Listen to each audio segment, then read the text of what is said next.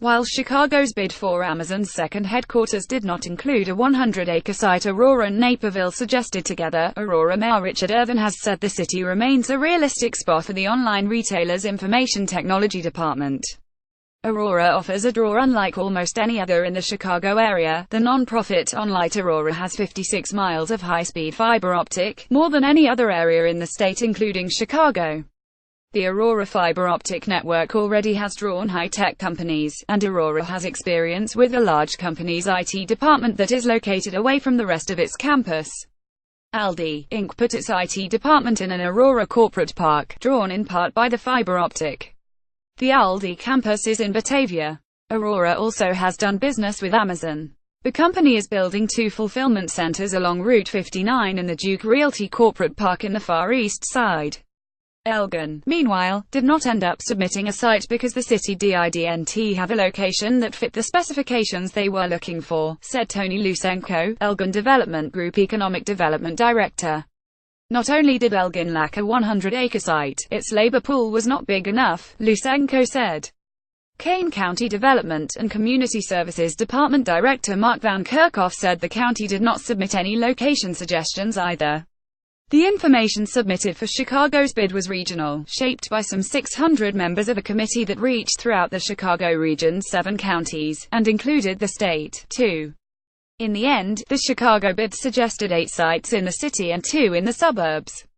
The 2 suburban sites submitted were the soon-to-be vacated 145-acre McDonald's campus in Oak Brook, and the more than 260 acres available for development on the long-time Motorola Solutions campus in Schaumburg. On Monday, the Chicago Tribune and other media outlets reported that the bid included up to $2 billion in incentives in an attempt to lure the giant and the 50,000 expected jobs to the area. The company has said it expects to make a decision in 2018. In submitting the proposal, Chicago Mayor Rahm Emanuel said Chicago has unparalleled potential. In turn, city officials project Amazon could bring in estimated $71 billion in salaries and wages over a 17-year period, according to the nonprofit development group World Chicago Business. The available workforce was something all cities stressed, including Chicago.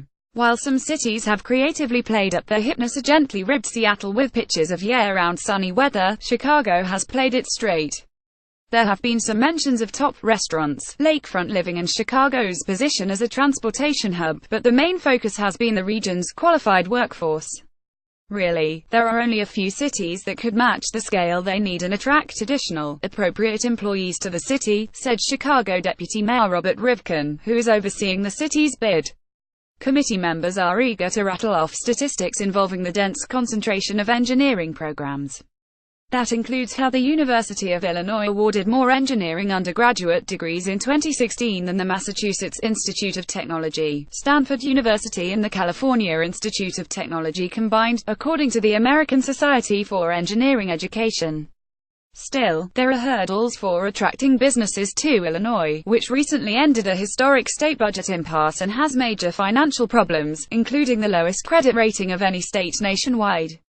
That is the challenge here, the fact that we have budgets that continue to be unbalanced, that we have so far been not very good at addressing those issues, said Deputy Gov. Leslie Munger, who is also a point person on the city's bid. She is separately helping state officials boost a pitch for St. Louis, which could benefit economically depressed areas downstate. Meanwhile, others are trying to play up Chicago's intangible qualities, including residents' grit. The Valley is the Valley and New York has done a good job and is the media hub, so it's easier to brag about, said Chicago committee member Howard Tolman, CEO of 1871, a leading tech incubator named after the period of innovation that followed the Great Chicago Fire. We're sort of a put-your-head-down community, where we just work real hard and build real business.